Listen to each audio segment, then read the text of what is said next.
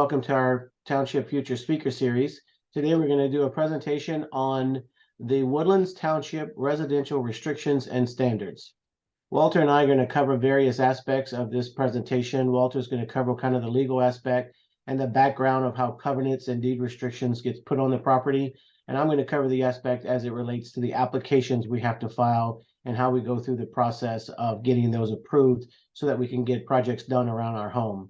Most of you know Walter and I, and if you don't know Walter, that he's been around for quite a long time, and he's been involved in covenants and deed restrictions, legality aspects for quite a while. Walter graduated in 1973 from the University of Texas School of Law.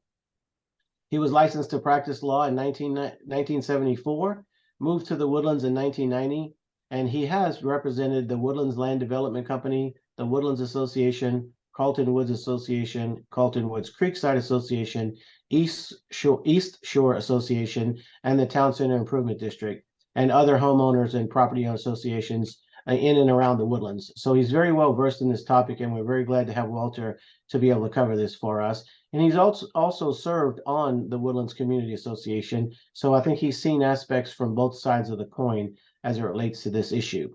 This is a re-recording. We originally did this presentation and we had a live audience who asked questions. We're going to present those same questions to you at the end of our presentation so that hopefully we cover all the same material that we covered then. So Walter, I'm going to let you go ahead and take it away with your aspect and we'll go from there. Thanks, Ted. As Ted mentioned, I'm going to cover the legal framework of the restrictions that may affect your property in the Woodlands. This is a lot of information we're going to go through, so bear with me, and we will, of course, be posting this presentation on our YouTube channel, so you can come back and review it if you're so inclined. First of all, let's mention a few things that we're not covering. This talk applies to all geographic areas of the Woodlands except Carlton Woods Creekside, and East Shore. These three areas have their own separate system for approving the construction of new residential dwellings and approving the modifications of existing residential dwellings. And so we're not going to go into those. If you live in those areas, I'm sure you're familiar with the process and the various entities you've got to get approval of to do anything. Also, our talk tonight is going to be limited to restrictions affecting residential properties. We're not going to talk about commercial properties. That's really a different kettle of fish. And we'll be limited to the approval process for modification of existing residential and commercial structures. This is the process you have to go through if you want to make a modification to your home, or if you've got a business, you own a business building and you want to modify that building. These are the processes you need to comply with in both cases. All right, some of you may remember who were living in the Woodlands before the Woodlands Township came on the scene. Back in the day, we had two large residential property owners associations and one large commercial owners association. These three associations were created by the Woodlands Corporation, who was our developer at that time. The WCA covenants were recorded first in 1986. Their formal name is the Covenants, Restrictions, Easements, and Liens of the Woodlands Community Association. And then in 1992, the developer recorded what we commonly refer to as the TWA covenants, those being the Covenants, Restrictions, Easement, Charges, and Liens of the Woodlands Association. And each of these covenants cover different geographic areas. The WCA covenants were imposed on and affect properties in Panther Creek, Grogan's Mill, Cochran's Crossing in Indian Springs, east of Falcon Wing Drive.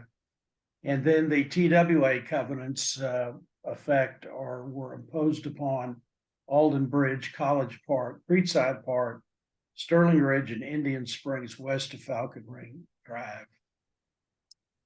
Now, these two sets of covenants were not identical, but both did impose certain use restrictions on the property subject to the covenants. And each set of covenants did create residential design review committees, one for each village. And Ted will talk to you more about what the residential design review committees, commonly known as RDRCs, what they do and what their function is. Now, the WCA covenants created what you'll remember it was the Woodlands Community Association, Inc., WCA, a Texas nonprofit corporation that had a board and basically took care of the lands subject to those WCA covenants. WCA covenants also created the Development Standards Committee, or DSC. This is a freestanding committee which was authorized to enforce the restrictions in the area covered by the WCA covenants and to adopt certain rules and policies to kind of flesh out the restrictions contained in the WCA covenants. As we'll see in a minute, the restrictions in the WCA covenants and actually the TWA covenants too were pretty broad and general in nature and did not go into a lot of specifics. It's these policies and rules and policies which the DSC and the DRC, adopted that really create a different level of complexity. Now, the TWA covenants created the Woodlands Association, again, as a property owners association that had an appointed and then elected board to basically administer the TWA covenants on the areas of the woodlands affected thereby. And the TWA covenants also created the Development Review Committee, which I have incorrectly called the RDC. It's the DRC, pardon the typo, which was authorized to enforce restrictions in land subject to the TWA covenants and to adopt rules and policies in connection with those restrictions.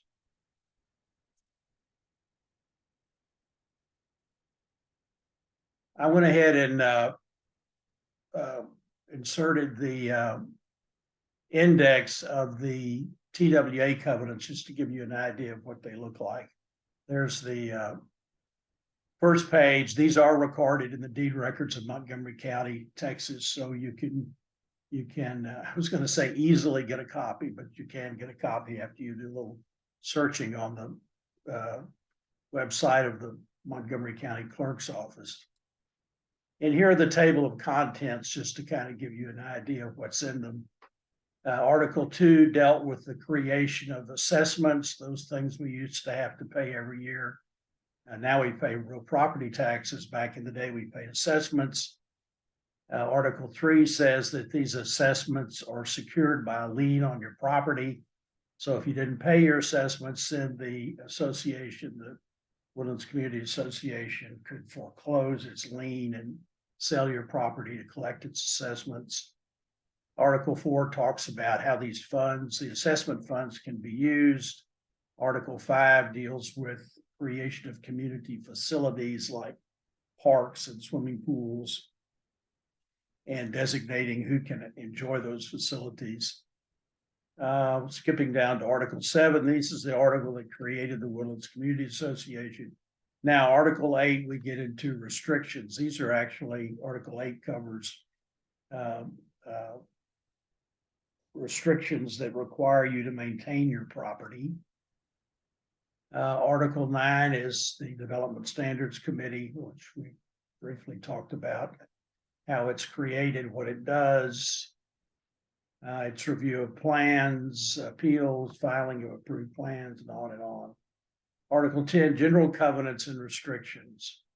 Again, imposed on the property that was subject to the jurisdiction of the WCA covenants. You see keeping of animals on lots, signs, temporary buildings, trash, placement of pipelines, mining, fireworks, electrical service. And so the rest of these sections deal with various and sundry other restrictions and easements that were imposed on the property subject to the WCA covenants. Now, the TWA covenants look much like these. The TWA covenants apply only to the land subject to the jurisdiction of the TWA. As I mentioned before, they are basically the same as the WCA covenants with a few minor exceptions. All right, we talked about the DSC and the DRC. Remember, the WCA covenants created the DSC, the TWA covenants created the DRC. Over time, the jurisdiction of these two committees has been changed by agreement between the DSC, the DRC, the developer, WCA, and TWA. And now basically the DSC adopts residential design standards. The DSC hears appeals from RDRCs with respect to modifications of existing residential or commercial structures in all areas of the TWA and WCA, except Carlton Woods, Creekside, and East Shore. And the DSC also approves new homes constructed on land subject to the WCA covenants, except in Carlton Woods and East Shore. Now, of course, as you know, the Woodlands is basically built out residentially. The only new lots that I'm aware of that are being marketed, new homes rather being marketed, are in Carlton Wood Creekside, but there are requests to tear down existing structures, residential structures around the golf courses, which are largely within the WCA area. And so the DSC has the authority to consider the request to tear down the structure, and then also to approve any new structure to be built on the lot formerly occupied by the demolished structure. The DRC, like the DSC, adopts residential design standards, and it approves construction of new homes on land subject to the TWA covenants, except in Carlton Woods Creekside. Again, this is primarily going to be new homes built on lots formerly occupied by a home that was demolished. Now, typical covenant restrictions. The restrictions imposed by the covenants, TWA and WCA, are not identical, but they're typically things like no above ground utility poles, no water wells, no trees with a diameter of 6 inches or more can be removed without approval, no animals except household pets, no signs unless approved of temporary buildings, no trailers, no sailor use of fireworks. As you can see, these are broad restrictions and don't really provide much meat and bones as to what exactly does a particular restriction mean. Now, we've talked about the restrictions imposed by the WCA covenants and the TWA covenants. There are other instruments that may impose restrictions on your lot. The first of these is the initial land use designations, or ILUD. The developer recorded these instruments, and they may impose building sizes. They may impose broad use restrictions. For example, as you may remember, when Mr. Mitchell amassed the 27,000 acres that became the Woodlands, this was all undeveloped pine forest, and there were no restrictions of any kind on that 27,000 acres. So as a particular tract was sold to a home builder for the construction of single family homes, the developer would impose first the WCA covenants and then later in the game the TWA covenants on the land being sold. And it might also impose an initial land use designation that may say nothing more complicated than this land is, restricted to single family residences only. And then again, as indicated here, it might have the initial land use designation might have more detailed restrictions about home sizes. Then another type of restriction that may affect your property is called the neighborhood or development criteria.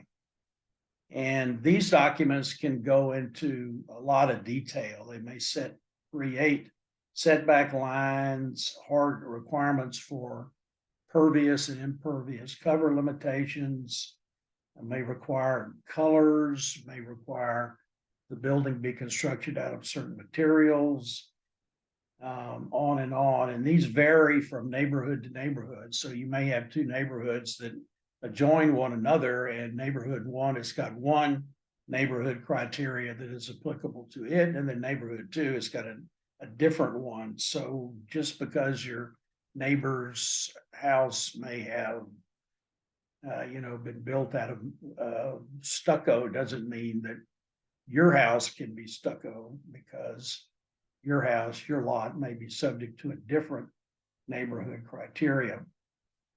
The one important thing to remember is that these documents were not recorded in the real property records. So you can't go to the deed records in Montgomery County and find these things. Instead, these neighborhood criteria were typically attached to the contract between the developer and the home builder for the purchase and sale of the lots.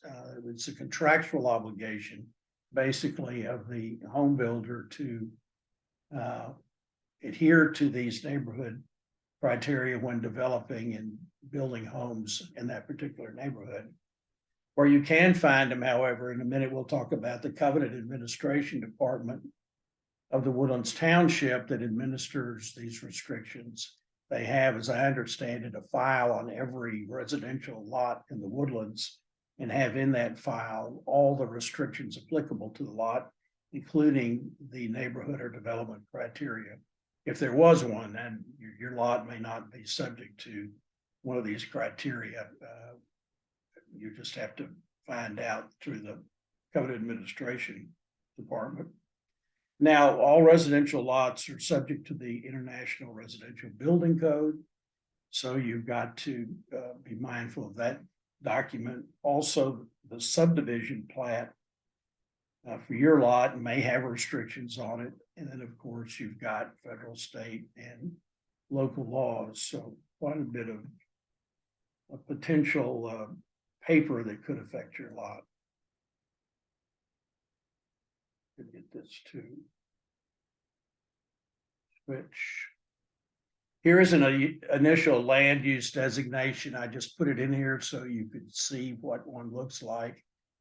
This is actually a commercial initial land use designation. It's not residential, but they look pretty much the same. And of course, they can put any type of restriction on the property that the developer wanted on the property. For example, this one says on page 2 of 3, each lot owner shall have the right of ingress and egress from any lot which is adjacent to and contiguous with said lot owner's residential dwelling. So you have a right of ingress and egress created by this particular initial land use designation.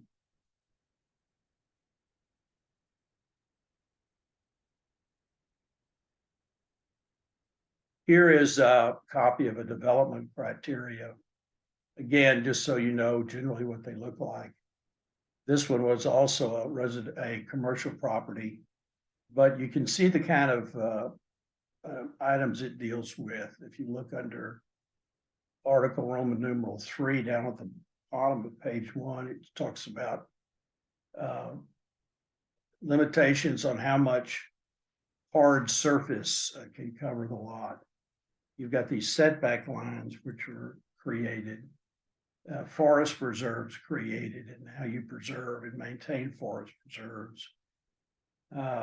the requirement for a landscape plan. And down at the bottom of page 2, there's some easements created.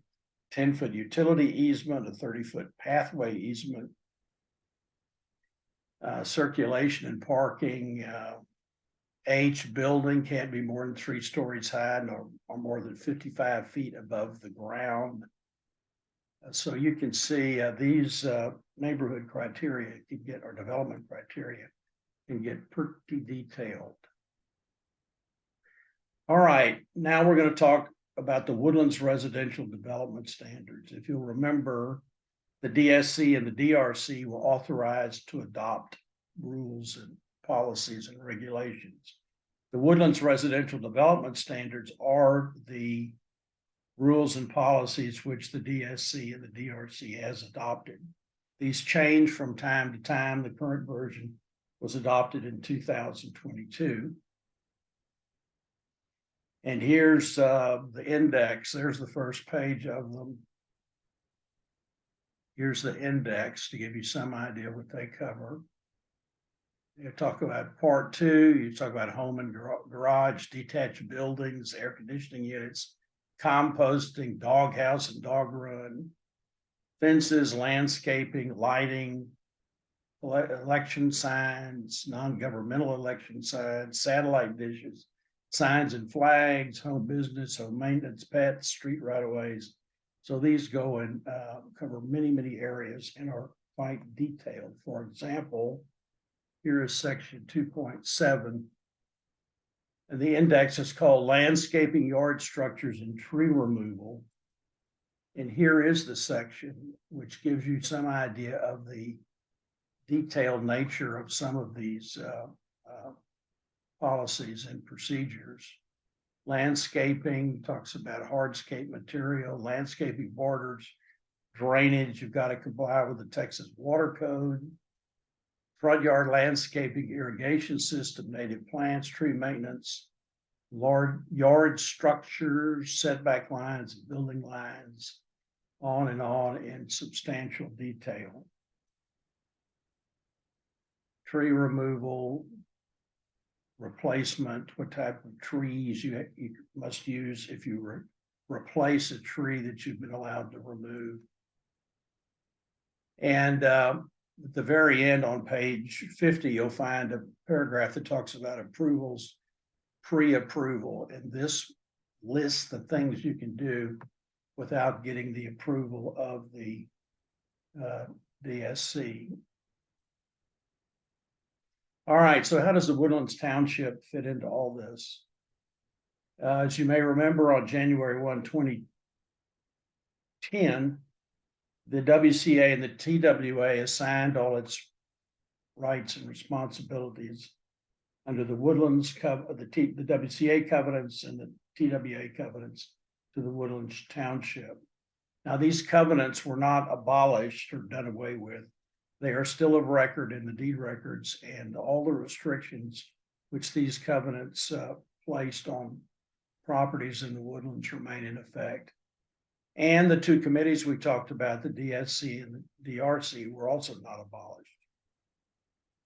Now, these days, the DSC has 7 members, 4 members appointed by the Woodlands Township, and 3 people appointed by our current developer, the Howard Hughes Corporation. So the DSC is controlled by residents of the Woodlands. Now, this is the most important slide in the whole stack. It's covenant administration, which is a department of the Woodlands Township, and it provides support to the residential design review committees and the DSC. I've given you the covenant administration webpage, and I've given you the name, Henny von Rensburg, and phone number of the director of the Covenant Administration Department. Always contact Covenant Administration before you do any changes to your property.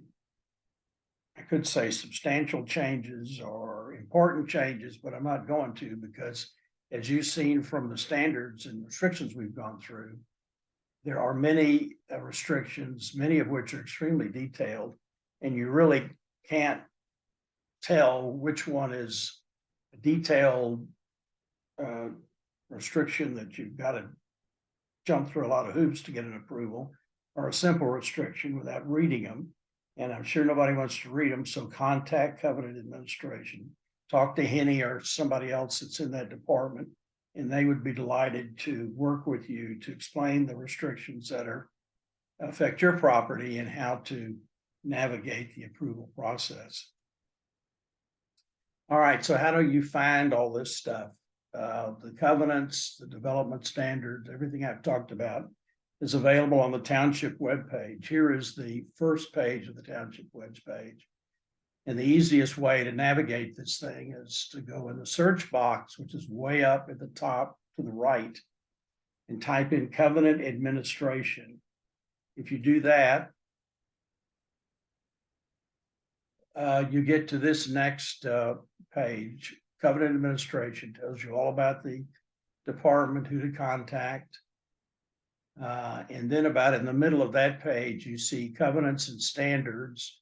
And below that in brown font, the Woodlands covenants and standards. If you click on that, then lo and behold, you get to the covenants of the Woodlands Community Association and the Woodlands Association. So you click on those two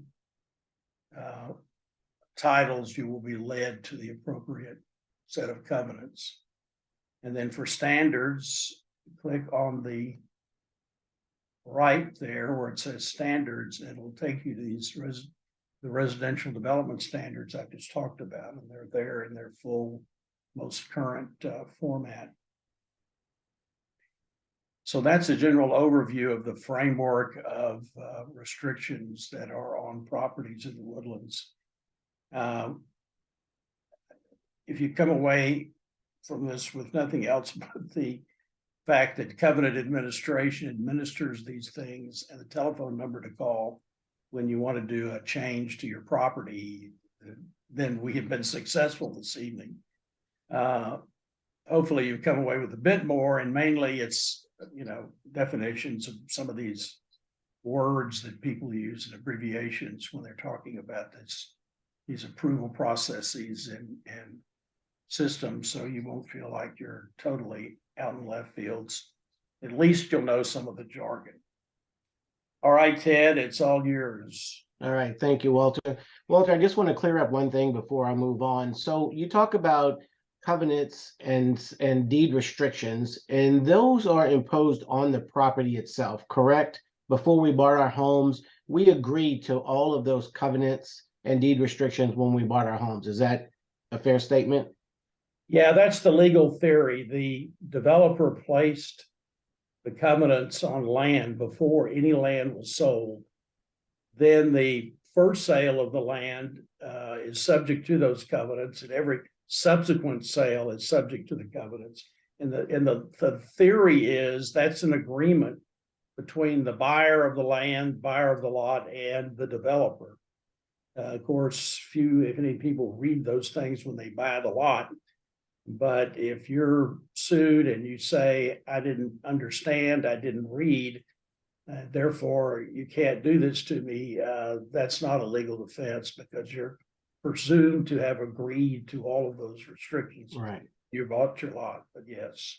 And it looks like from the in-depth analysis you showed of all of the descriptions of things, there was a lot of thought put into what would make a good community, what would make a good neighborhood, the setbacks, the amount of concrete you can have on your land, and all that is really what makes the Woodlands. And it's why we all moved here. We all moved here because it's a beautiful community. And we want to just keep it that way. Everybody wants to keep it that way. And the process to go about changing things in your home or projects around your home may seem daunting when you first start. But if you just do what Walter said, reach out to the Covenant Administration Department. They are very good at guiding you. So if nothing else, like Walter said, walk away with that. But we're going to go through the process, and we're going to talk a little bit about maybe some steps that will help ease the way for you if you decide to do something and where to go. So let's move on to the next slide, Walter, which will be some do's and don'ts, if you will. So the one thing you do not want to do is rely on what your neighbors tell you. Just as Walter described earlier, you could have two separate neighborhoods that abut each other, and you can have friends in either neighborhood.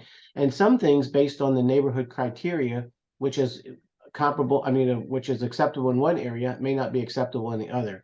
A perfect example that comes to mind, because it's in the village of College Park, is the neighborhood of Tapestry Park. That neighborhood is built with a certain aesthetic, a certain look. Kind of has a retro feel.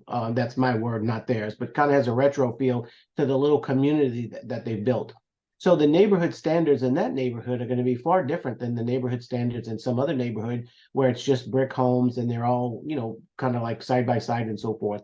So that's one area. I know there's another area. Cottage Green has a little bit of a different aesthetic to it. That's another neighborhood standard that, you may be able to do something in another neighborhood that you can't do there. So don't rely on what other people tell you, even based on their experience. And don't rely on contractors. Contractors will knock on your door. They'll want to do something, change your roof, change your fence, do something around your house, cut down trees. And some of them pretend to know that what the rules are and that you don't have to get a permit or you don't have to follow certain rules. Don't follow what they tell you. And I'm not saying this about all contractors, but some of them are just out to make a buck and they don't care about the standards and the community that we've built. They just want to get the job done. So go to the covered administration first, get your permits done, and then contact your contractors.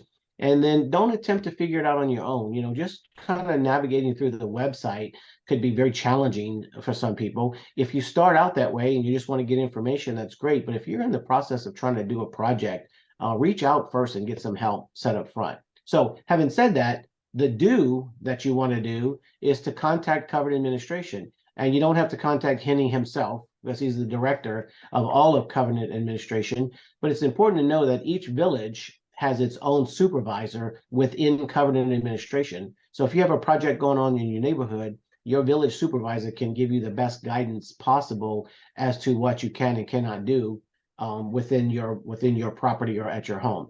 So next slide, Walter. So depending on what you're trying to do as far as the project goes, the staff has a kind of a self-approval, if you will. They can approve certain things, and Walter gave you a list of the things that are kind of standard pre-approved ideas. And if you have to do one of those projects, then staff can get that approved for you. It's a pretty quick process. Like if you're putting up a new roof, as long as you're not changing the structure of the roof or changing the materials drastically or getting a really weird color or something like that, staff can approve that. It's a done deal and you're moving on. If for some reason you're trying to do a project that's not within the realm of what staff can approve, then the first level of that next approval process is to take your application to the RDRC, or the Residential Design and Review Committee. Each village has a committee made up of 5 members who are elected by the residents within that village. So each village RDRC is familiar with the covenants and the standards and what is expected and what is approvable within their own village. So it's important to understand that if in the process you have to go to the next level and it takes you to the RDRC, you're really just meeting with neighbors and friends, people who were elected by you, people who were elected by the people in each of the villages to represent you and to keep the standards and keep the community the way it is. Several things come before the RDRC, and if it's within the RDRC's approval range, if you will, it gets approved. Staff will notify the resident, and then the project can commence. If the resident wants to come and state their case to the RDRC, they're certainly welcome. Like I said, they meet monthly, the meetings are posted, and staff will let you know when your application is going to be assigned to the RDRC so that you can be there if you want to. Some things are within the area of RDRC, some things are not.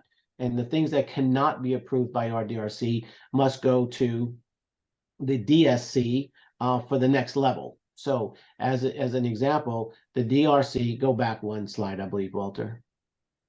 Yeah, there you go. No, are we missing the slide on the DSC in between those two? There you go. And then we'll go back in just a minute. So the RDRC has a range of areas that they can approve. Certain things that's for color changes, or a new fence, or 6 inches higher on the fence, certain things like that. There are things that they cannot approve, like if something encroaches on an easement or it encroaches in an area that is not supposed to be built upon, or you're not supposed to put a structure on. Well, the RDRC can say, you know what, we've talked to the neighbors, we understand what's going on, it doesn't seem like it's going to be a big deal. We can approve it, but we'll recommend a variance. And then if it gets turned down by the RDRC, or if they recommend a variance, then it goes to the DSC. And the DSC will review and look at any application that was either rejected by the RDRC or suggested for a variance on whatever the topic may be. Contact Covenant Administration at the Woodlands Township. If you need to go to the DSC, they'll walk you through the process. They'll let you know when you're on the agenda. Again, you're more than welcome to go. It's a public meeting, as Walter said earlier. 4 of the members who serve on that committee are appointed by the Township Board of Directors, who are elected by us, and 3 are appointed by the development company. And so it's a 7-member board, and they hear your application. So the tips on presenting, again, the staff will give you that, will help you with that. And then the decision of the DSC is final. So once the DSC has reviewed your application, they compare it to the standards, they look at the covenants or any deed restrictions. If what you're asking for is completely out of line, they may turn it down. And if they turn your request down, that's it. There's no appeal to the Township Board of Directors. The 2 are completely separate and apart from one another. So there's no appeal process after that. But you have to keep in mind that the DSC, the Development Standard Committee, is there because we asked them to be there, and we asked them to do their job and to keep our community the same, if you will. So let's talk a little bit about the application process. And I think you have to go back one slot. Yeah, there you go. So real simple and very easy to do. The first step you should do is just call the township office, talk to Covenant Administration, ask for the supervisor of your village, and they can walk you through the process. You need to complete an application for whatever the project may be, and the applications can be found kind of very easily at this website that we're showing here. And there's an application separate for tree removal, separate for fencing, separate for roofing, so that it's not a long, drawn-out application. If you only want to do one project and it's just changing your roof and you state the materials, that's all you have to put on that application. So it's a very, very easy process, but just remember, just about every project that you want to do to your home is going to require a permit of some sort. So even for the few that are not, it's better to just call up front and get that application going and talk to somebody in the staff.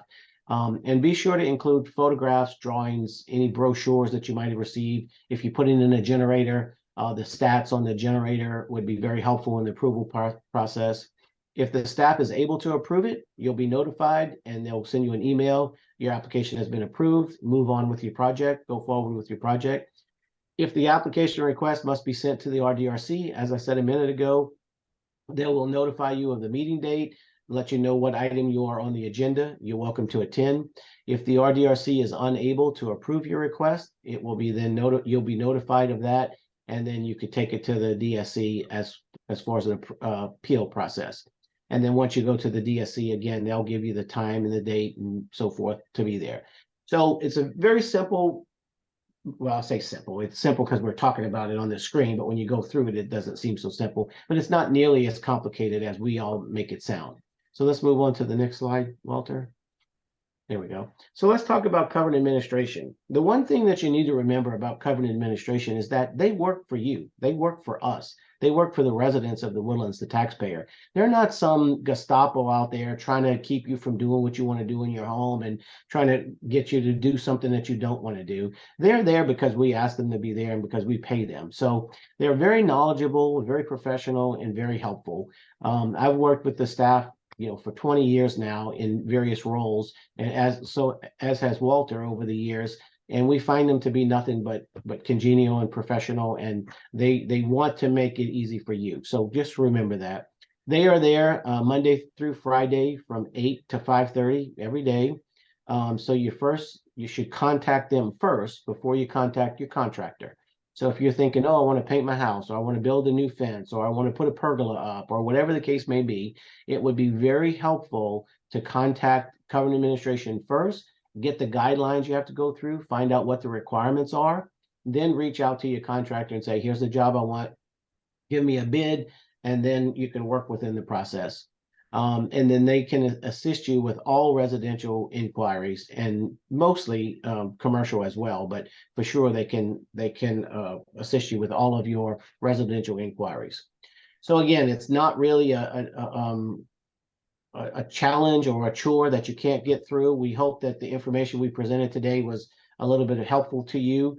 We did have on our initial presentation, we had some questions, and I want to go through those, Walter, before we wrap up. But I know we're done with the slides. And then so a couple of questions that came up when we did the presentation initially was, what about painting brick? That seems to be the new thing now, and people want to go with that, and that's the new look.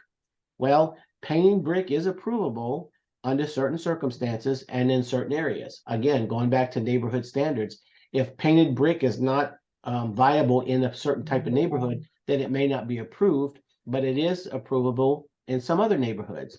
So if you want to get brick painted, just because another neighborhood actually did it, don't think that it's approvable across the board, because it's not necessarily approvable across the board, but it certainly is becoming a new thing now. So that was a question that came up. And a question came up about fees. The township does not charge any fees or application fees for submitting your application.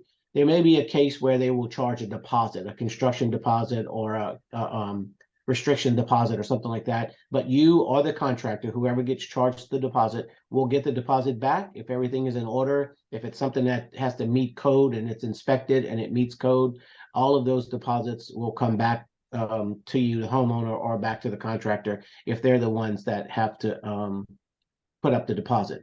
And another topic that came up kind of after the presentation is, it's very important to check if you have to apply for any improvements, because what happens is people go out and they'll do a construction project or something on their land, and they don't realize, oh, I needed to get it approved. Well, that may affect the ability of you to sell your house with a clean record, so to speak. Because if there's an improvement on that house or on your land that's not approved or not within the standards or within the covenants, it may have to be taken down or may have to be changed in some sort. So it's important for you to make sure that you know what you're doing on your property, and that you've gotten pre-approval for that, because if you go to sell your house and something is not right, it may not be able to move across. And also on the RDRC, and I serve on ours, so we do get this a lot. People will put up a shed, and the material of the shed may qualify, and it may be within standards. The height of the shed may be within standards. Everything about the shed itself may be approvable and acceptable. But what people like to do is butt it up against a fence. So they'll put it on the far back corner of their yard, and then they've encroached now on an easement. So those easements are there mostly for utility easements in case the utility companies have to come through, but they're also there for your neighbors. It's a buffer, right? The easements are buffer between houses. So if you think, oh, I want to put my shed all the way up against my fence, well, then you're encroaching on your neighbor's territory, if you will, not legally and not physically. I understand that, but it doesn't permit them to have that buffer. And same thing with you. So keep in mind when you're thinking about a shed, something as simple as a shed, it has to be approved, and it has to go in a certain location and so forth.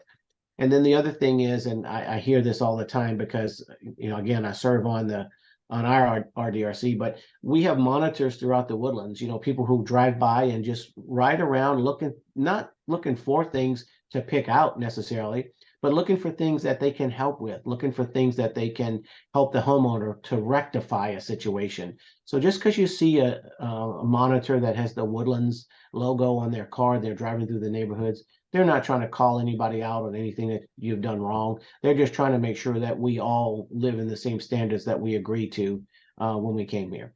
So again, that's what we have as far as, the covenant administration, as far as restrictions, as far as the application. We hope this was very helpful to everyone who's viewing it. If you have any questions at all, be sure you go straight to the township. They will certainly help you with that. If there's anything you need from us, please be sure to email us at info@townshipfuture.org. We'll get those emails. If we've missed something here and you want to know something else about it, we will certainly do that.